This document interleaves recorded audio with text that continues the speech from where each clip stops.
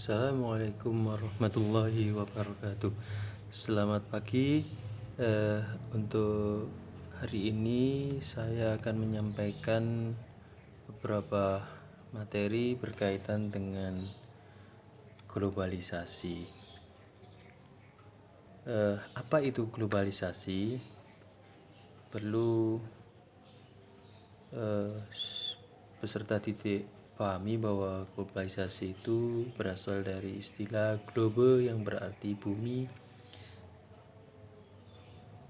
Globalisasi juga menjadikan seluruh negara menjadi saling terkait. Artinya globalisasi adalah bisa berkaitan dengan mendunianya seluruh proses kehidupan dalam berbagai aspek, baik itu aspek geografis, ekonomis, sosial, dan budaya. Jadi globalisasi itu secara umum berarti mendunia segala aspek bentuk kehidupan di dunia ini.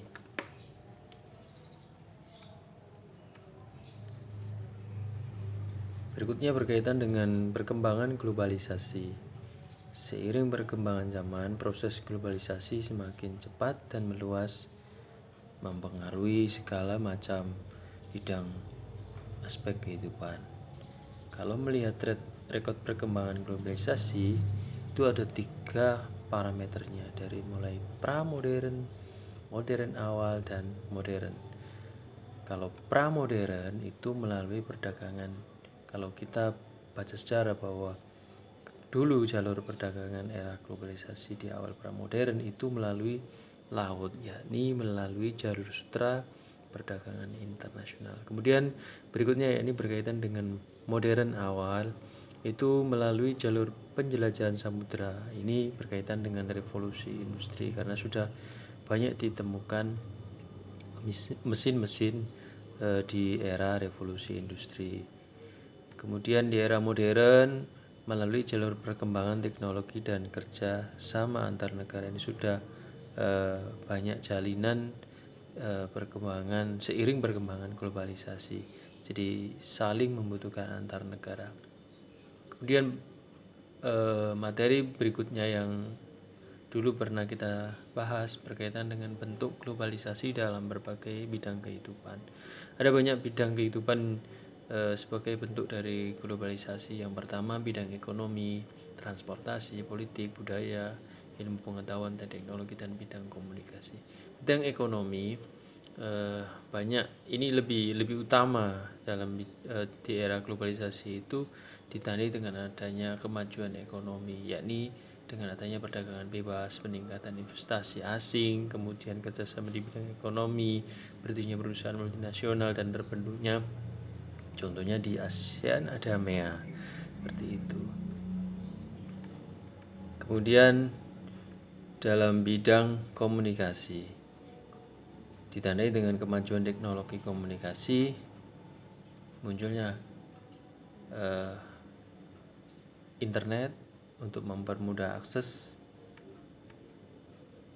Bidang ilmu pengetahuan dan teknologi, iptek, misalnya guru sekarang banyak memanfaatkan teknologi berupa proyektor, internet, dan dalam proses pembelajaran.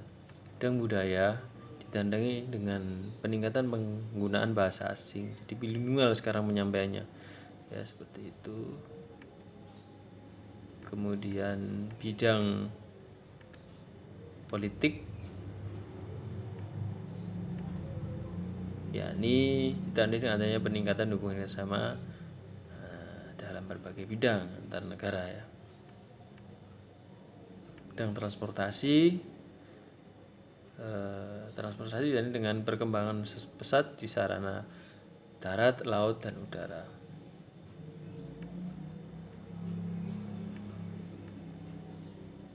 Dampak positif yang kemarin kita bahas, dampak positif globalisasi terhadap perubahan sosial budaya, efisiensi, efektivitas dalam kehidupan masyarakat, perkembangan ilmu pengetahuan, komunikasi makin cepat, mudah, modern, terjadi pertukaran budaya, perekonomian negara meningkat, integrasi sosial, peningkatan kesejahteraan, budaya lokal di dunia, peningkatan etos kerja masyarakat. Kemudian yang materi hari ini yakni dampak negatif globalisasi terhadap perubahan sosial budaya. Apa saja dampak negatif? Di antaranya kesenjangan sosial, westernisasi, demoralisasi, kerusakan lingkungan, konsumerisme, kenakalan remaja, ketimpangan budaya atau kultur lag, kriminalitas, guncangan kebudayaan, kultur shock, dan individualisme. Tugas kamu hari ini dari pemaparan saya tentang globalisasi sampai dampak negatif. Nanti tugasmu tolong Anda deskripsikan dampak negatif dari globalisasi, perubahan sosial budaya bangsa, yakni mulai kesenjangan sosial sampai individualisme. Itu tugas kamu di channel YouTube saya, The Way Day Channel. Jangan lupa like, subscribe, dan komen di channel YouTube ini. Saya kira cukup. Mungkin itu pemaparan materi saya hari ini. Selamat pagi, sukses selalu, jaga kesehatan. Assalamualaikum warahmatullahi wabarakatuh.